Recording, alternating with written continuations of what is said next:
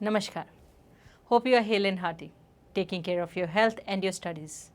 In our previous video about agriculture, we learned what are the various kinds of crops, the patterns associated with the crops, the climatic conditions which are conducive for various kinds of crops, and the areas which are enriched with certain crops.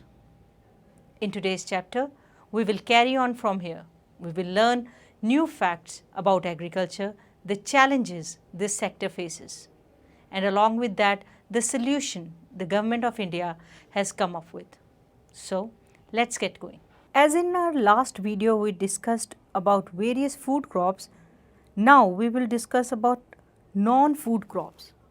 The first in the lot is rubber. It is an equatorial crop but under special conditions.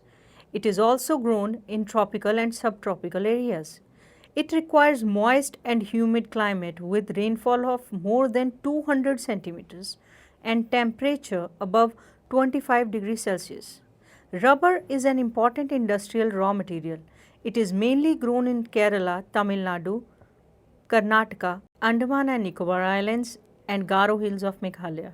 In 2010-11, India ranked 4th among the world's natural rubber producers. Fiber crops. Cotton, jute, hemp, and natural silk are 4 major fiber crops grown in India. The first 3 are derived from the crops grown in the soil. The latter is obtained from the cocoons of silkworm fed on green leaves, especially mulberry. Rearing of silkworms for the production of silk fiber is known as sericulture. Let's talk about cotton. India is believed to be the original home of the cotton plant. Cotton is one of the main raw material for cotton textile industry. Cotton grows well in drier parts of the black cotton soil of Deccan Plateau. It requires high temperature, light rainfall or irrigation. 210 frost-free days and bright sunshine for its growth. It is a kharif crop and requires 6 to 8 months to mature. Major cotton producing states are Maharashtra, Gujarat, Madhya Pradesh, Karnataka, Andhra Pradesh, Telangana, Tamil Nadu, Punjab, Haryana, and Uttar Pradesh. From cotton, we move on to jute. It is known as the golden fiber. Jute grows well on well-drained fertile soils in the floodplains where soils are renewed every year. High temperature is required during the time of growth. West Bengal, Bihar, Assam, Odisha, and Meghalaya are the major jute producing states. It is used in making gunny bags, mats, ropes, yarn, carpets, and other artifacts. Due to its high cost, it is losing market to synthetic fibers and packing material, particularly the nylon. Talking about the technological and institutional reforms to the agriculture sector, it was mentioned in the previous pages that agriculture has been practiced in India for thousands of years. Sustained uses of land without compatible techno-institutional changes have hindered the pace of agricultural development. In spite of development of sources of irrigation, most of the farmers in large parts of the country still depend upon monsoon and natural fertility in order to carry on their agriculture. For a growing population, this poses a serious threat. Agriculture, which provides livelihood for more than 60% of its population, needs some serious technical and institutional reforms. Thus, collectivization, consolidation of holdings, corporations and abolition of zimedari etc. were given priority to bring about institutional reforms in the country after independence. Land reform was the main focus of our first 5-year plan. The right of inheritance had already led to fragmentation of land holding, necessitating consolidation of holdings. The laws of land reforms were enacted, but the laws of implementation was lacking or lukewarm.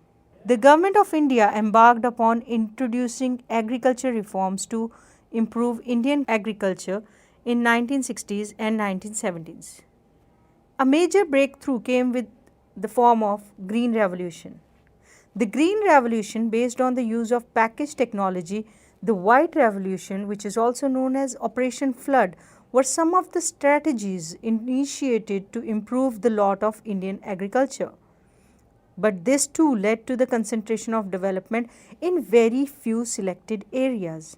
Therefore, in 1980s and 1990s, a comprehensive land development program was initiated which included both institutional and technical reforms, provision for crop insurance against drought, flood, cyclone, fire and disease, establishment of Grameen Bank, cooperative societies and banks for providing loan facilities to the farmers at lower rate of interest were some important steps in this direction.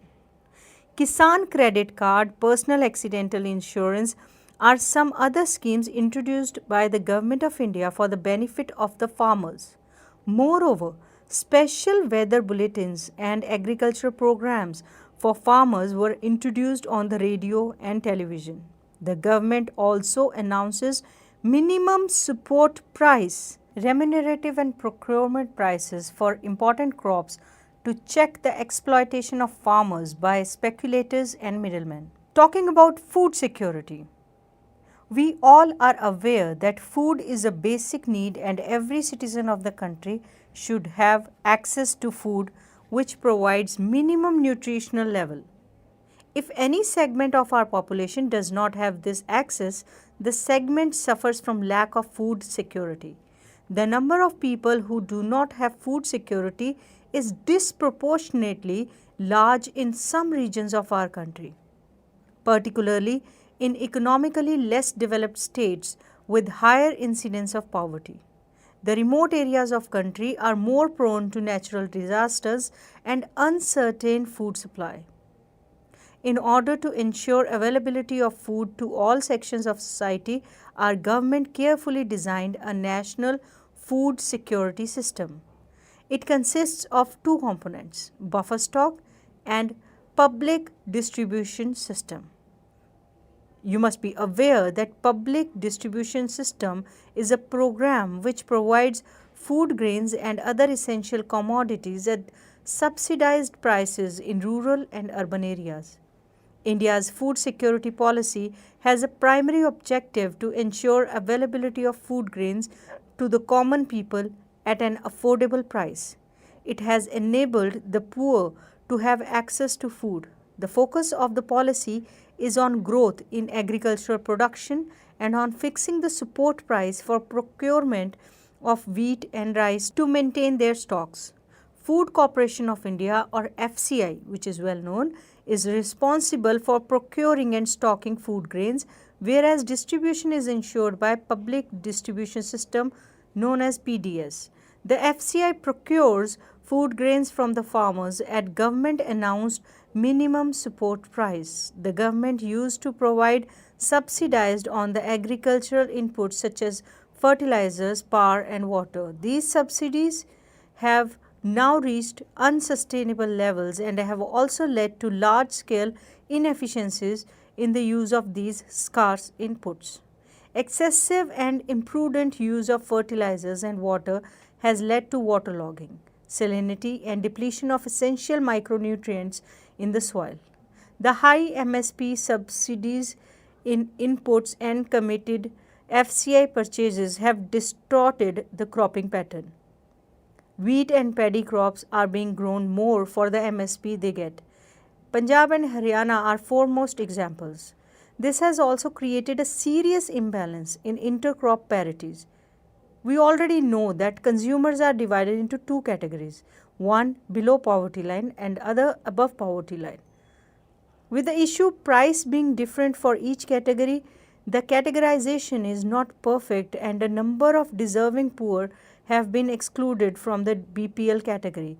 However, some of the so-called APL slip back to BPL because of the failure of even one crop, and it is administratively difficult to accommodate such shifts. Each district and block can be made self-sufficient in food grain production if government provides proper agricultural infrastructure, credit linkage and also encourages the use of latest techniques. Instead of concentrating only on rice or wheat, the food crop with a better growth potential in that particular area must be encouraged. Creation of necessary infrastructure like the irrigation facility, availability of electricity may also attract private investment in agriculture. The focus on increasing food grain production, which should be on a sustainable basis, and also free trade in grains will create massive employment and reduce poverty in the rural areas. There has been a gradual shift from cultivation of food crops to cultivation of fruits, vegetables, oilseeds and industrial crops. This has led to the reduction in net sown areas under cereals and pulses. With the growing population of India, the declining food production puts a big question mark over the country's future food security. The competition of land between non-agriculture uses such as housing and agriculture has resulted in reduction in the net sown area. The productivity of land has started showing a declining trend. Fertilizers, pesticides and insecticides which once showed dramatic results are now being held responsible for degrading the soils. Periodic scarcity of water has led to the reduction in area under irrigation. Inefficient water management has led to the waterlogging and salinity. One important reason in land degradation, free power to a section of farmers has encouraged them to pump groundwater to grow water intensive crops in low rainfall areas like in Punjab when they grow rice and sugarcane in Maharashtra. The unsustainable pumping has reduced water storage in aquifers. Consequently, many wells and tube wells have run dry. This has pushed the marginal and small farmers out of the cultivation. The big farmers with deeper tube wells still have water, but many others face a water crisis. Inadequate storage and marketing facilities also act as disincentive to the farmer. Thus, the farmers are badly affected by the uncertainties of production and market. They suffer from a double disadvantage as they pay high prices for inputs such as HYV seeds, fertilizers, but lack the bargaining power to fix prices in their favor. All the production reaches the market simultaneously. The higher the supply, the lower is the demand. This causes distress sale also. Therefore, there can be no food security without the security of the small farmers. Now, we will talk about globalization and agriculture. Now, this globalization is not a new phenomenon. It was there at the time of colonization. In the 19th century, when European traders came to India, at that time too, Indian spices were exported to different countries of the world, and farmers of South India were encouraged to grow these crops. Till today, it is one of the important items of export from India. During the British period, cotton belts of India attracted the British, and ultimately cotton was exported to Britain as a raw material for their textile industries. Cotton textile industry in Manchester and Liverpool flourished due to availability of good quality cotton from India. You must have heard about the Champaran movement which started in 1917 in Bihar. This was started because farmers of that region were forced to grow indigo on their land because it was necessary for textile industry which were located in Britain. They were unable to grow food grains to sustain their families. Under globalization, particularly after 1990, the farmers in India have been exposed to new challenges. Despite being an important producer of rice, cotton, rubber, tea, coffee, jute and spices, our agricultural products are not able to compete with the developed countries. Because of the highly subsidized agriculture in those countries, today Indian agriculture finds itself at the crossroads.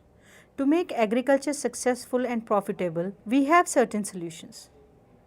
Proper thrust should be given to the improvement of condition of marginal and small farmers.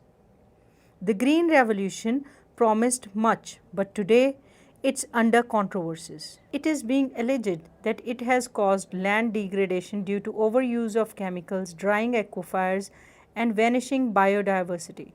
The key words today is gene revolution, which includes genetic engineering. In fact, organic farming is much in vogue today because it is practiced without factory-made chemicals such as fertilizers and pesticides. Hence, it does not affect environment in negative manner. A few economists think that Indian farmers have a bleak future if they continue growing food grains on holding that grow smaller and smaller as the population rises. Indian farmers should diversify their cropping pattern from cereal to high value crops. This will increase income and reduce environmental degradation simultaneously because fruits, medicinal herbs, flowers, vegetables, biodiesel crops like jatopra and jojoba needs much less irrigation than rice or sugarcane. India's diverse climate can be harnessed to grow a wide range of high value crops. Change in cropping pattern, for example, from cereals to high value crops will mean that India will have to import food. During 1960s, this would have been seen as a disaster. But if India imports cereals while exporting high value commodities, it will be following successful economies like Italy, Israel and Chile. These countries export farm products which are fruit, olives, specialty seeds and wine and import cereals. Let's take a while to analyze what we have learnt from today's session. Are we ready to take a risk? The debate is open for the discussion. On your screens you can find a question followed by 4 options. You have to pick the correct option. So let's get going. So which of the following crop is an important raw material for automobile industry? Pulses, ragi, rubber or none of the above? Very easy, it is rubber, which is an important raw material for the automobile industry. Moving on, rearing of silkworms for the production of silk fiber is known as sericulture, aquaculture, apiculture or pisciculture. Yes, it is called sericulture. Which of the following is known as golden fiber? Cotton, jute, hemp or silk? Very right, it is jute. Which one of the following is announced by government in support of a crop? Is it maximum support price, minimum support price, moderate support price or influential support price? Yes, it is minimum support price or MSP. Plantation agriculture is a type of subsistence farming, commercial farming, mixed farming or none of the above. Plantation agriculture is a type of commercial farming. Alright, let's play a very small game. It is a crossword. You can see on your screens there are clues given to you. Let's see the first clue. The 2 staple food crops of India. Let's try to locate which are these? Very right, it is rice and wheat. So let's locate that in this grid. Yes, there we see rice and wheat. So this is the summer cropping season of India. Yes, it is Kharif. Let's try to find this word. Very good. Alright, moving on. Pulses like arhar, moong, gram, urad contain protein. Yes, you can see it. Protein. Let's try to find it in the grid. Right. Alright. So this is a coarse grain. Jowar. Can we find jowar in the grid? Yes, we can. Very good. So the fifth is the main important beverage in India are, very easy, tea and coffee. Let's try to locate that in the grid. Yes, there it is. The last question is one of the 4 major fibers grown on black soil. Yes, it is cotton. Let's find where we can find it in the grid. Correct. Hope today's session was fruitful for you. Agriculture is the backbone of Indian economy. Long time back when our late Prime Minister Shri Lal Bahadur Shastri ji gave the slogan Jai Jawan, Jai Kisan. He defined the role of the farmer of this country. The farmer of this country is a warrior, and we should respect them with all our hearts. With this, we come to the end of this video. We'll be back with many more new sessions. Till then, stay safe, stay healthy, and keep studying. Namaskar.